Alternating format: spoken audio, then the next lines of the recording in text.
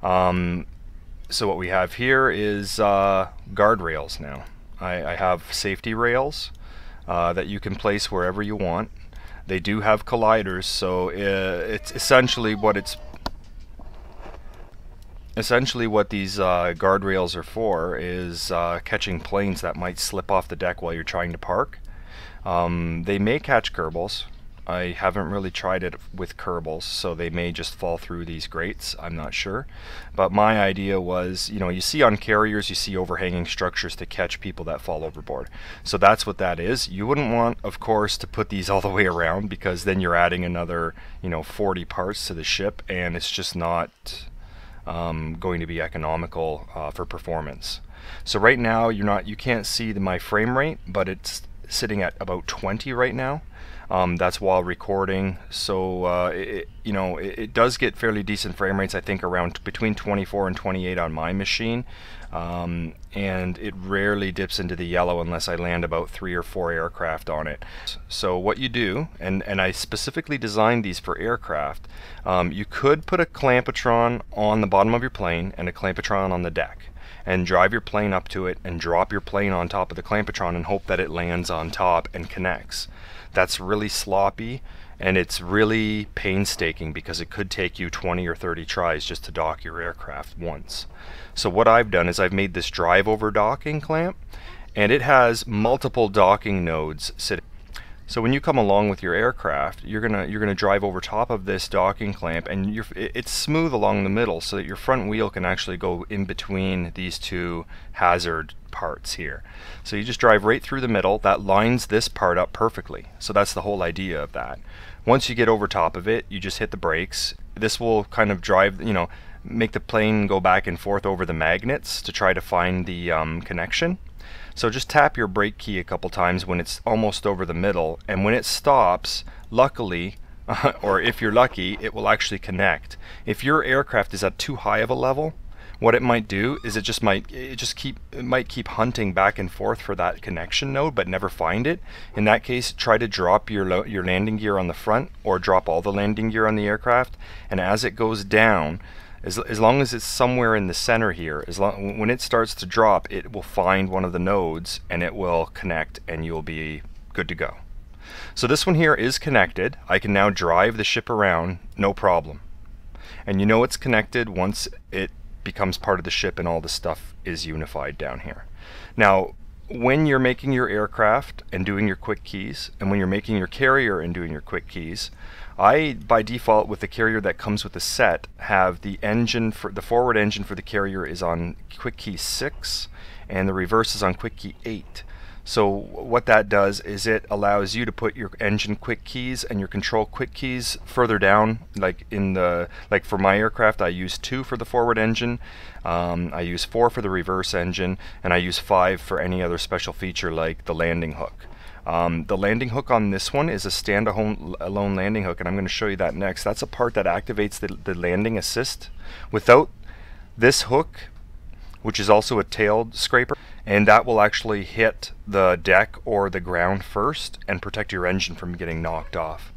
So that's what that's for. It also has a hook underneath that is difficult to see. It actually hangs down. Okay, I think I've released it. I've brought it back up already, but it animates and it drops down, and it allows this system here on the carrier.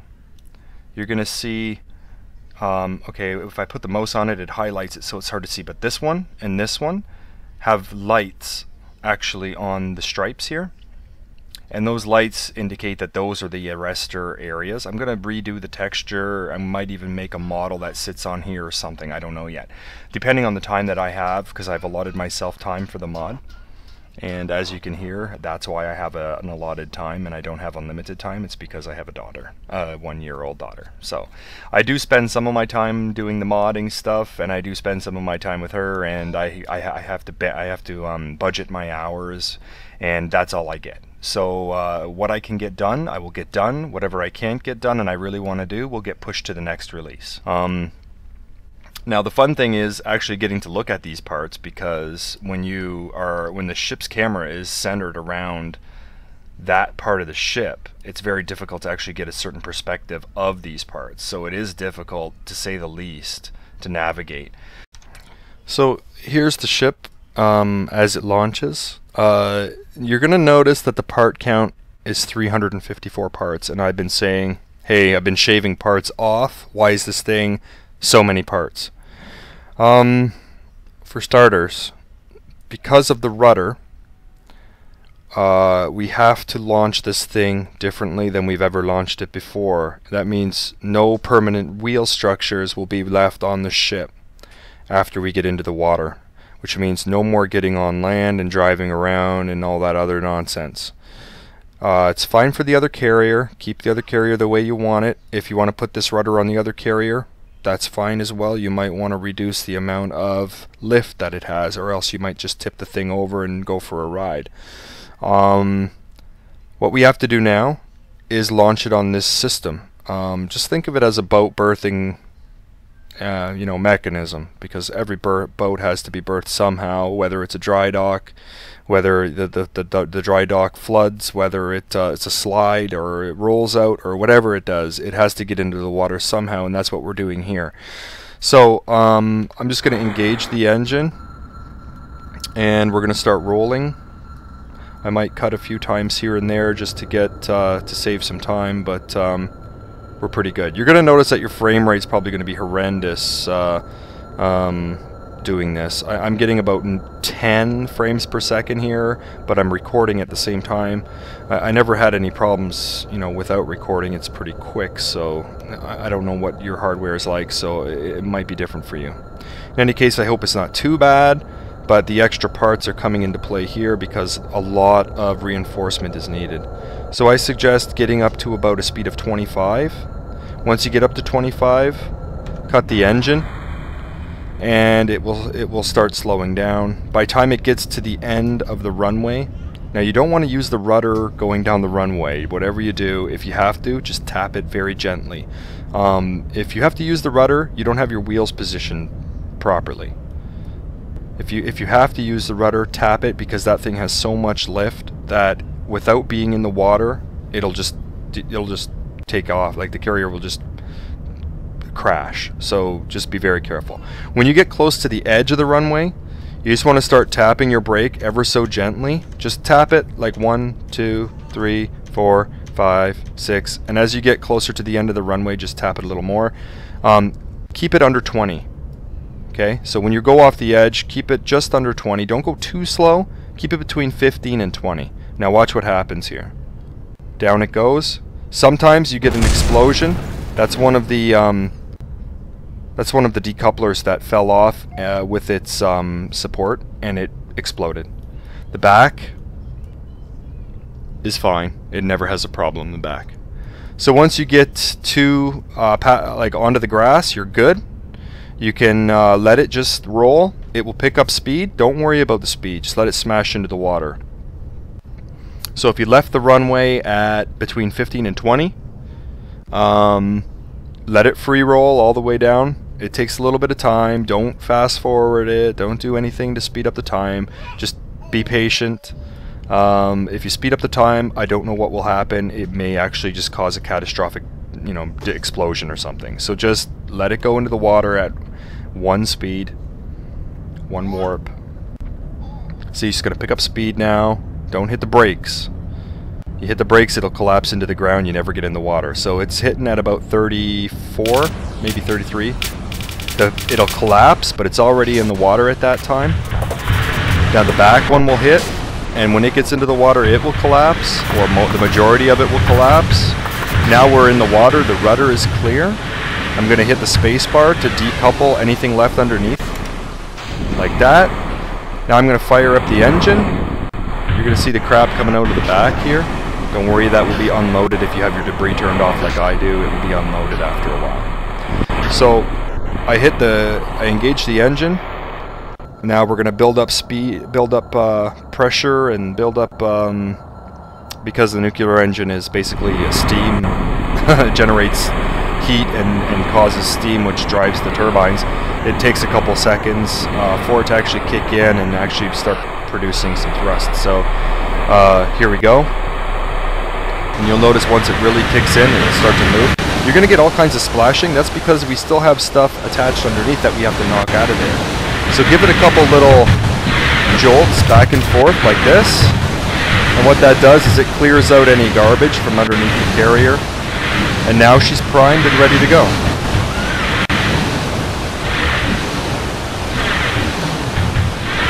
So now she's primed and ready to go. After we've knocked out the rest of that debris. I'm just going to slow down now. And that's it. Our carrier's launched. Before we leave it, we reduce the speed to 0. Make sure this is zeroed out. So you can wait for that to happen. You can fast forward the time now if you want, and it should go down a little bit quicker. And once it's at 0, you can now go back to the Space Center and nothing bad happens to it. To double check that all your stuff is good, all your carriers should say splash down. It should not say landed. If a carrier says landed, you're going to have a lockup. That's because you left an aircraft on the deck and you moved the carrier, and physics locked them. So again, when you leave the carrier for any reason, when you leave the area of the carrier, like the 2.4 kilometer area where it loads, whenever you leave that zone for any reason, your planes should be docked and your kerbals should be put away on the carrier or within the planes, or else you're going to be missing kerbals, or you're going to be having a physics lock problem with the aircraft and the carrier.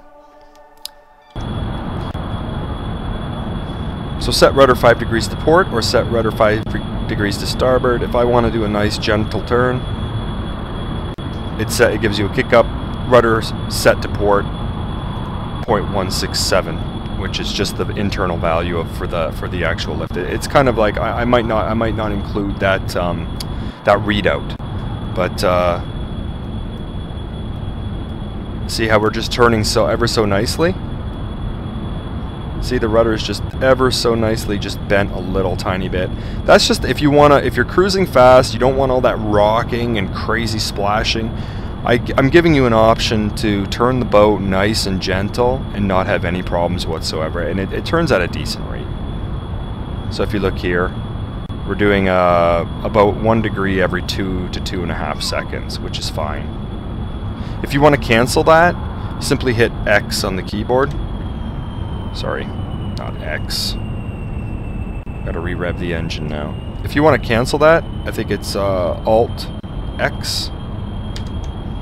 And that will stop the turn and you will straighten out.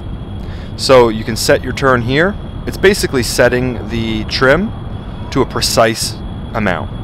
So you could set the trim manually, but you might forget how many notches you did, or you might just, this is just a visual, a graphical way of setting it 5 degrees either way, and then you hit Alt X and that will cancel your setting and you will be going straight again. You come down off the lift. In this case, it's this lift. On the other case, it will be the side lift. So you'd have to drive in, turn, and align yourself with the docking port. I might actually make a texture where it has a yellow line that you can follow with the front wheel, so you know where you're going. You drive up and over, like I have stopped it right here, and I did that on purpose so you can see it. You drive up and over with the tire.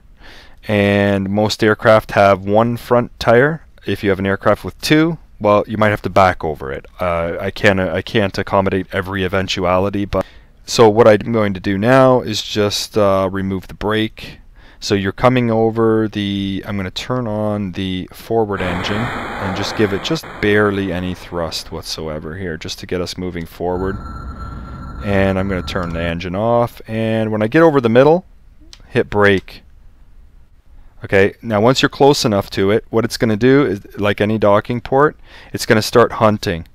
It's going to hunt back and forth for that docking node. If it can't find it, if your aircraft like this one is a little too high off the ground for the docking node to pick up, I'm going to add another node in there, so it might pick this one up as well. But if you have a situation where it's not matching up, try hitting B a couple times near the center like this. And if you're lucky, hit B a couple times, hit B a couple times here. It'll try hunting back and forth. You should be able to guess where the middle is. If it doesn't work, drop the front landing gear, wait till you're over the middle, roughly, drop the front landing gear, and there it is. It connects. So now we have a connected aircraft. Now your front landing gear is up, the back landing gear is still down, but it drops through the floor because it all becomes one vessel, and it ignores the colliders after it becomes one vessel. You're going to notice that it's kind of funky floating. That's fine. Don't worry about it. I mean, if you're not using the aircraft, you don't have to worry about how it's oriented in space. Just know that it's safe in the carrier, and it's not going to cause any physics locks. So that's it. That's the docking.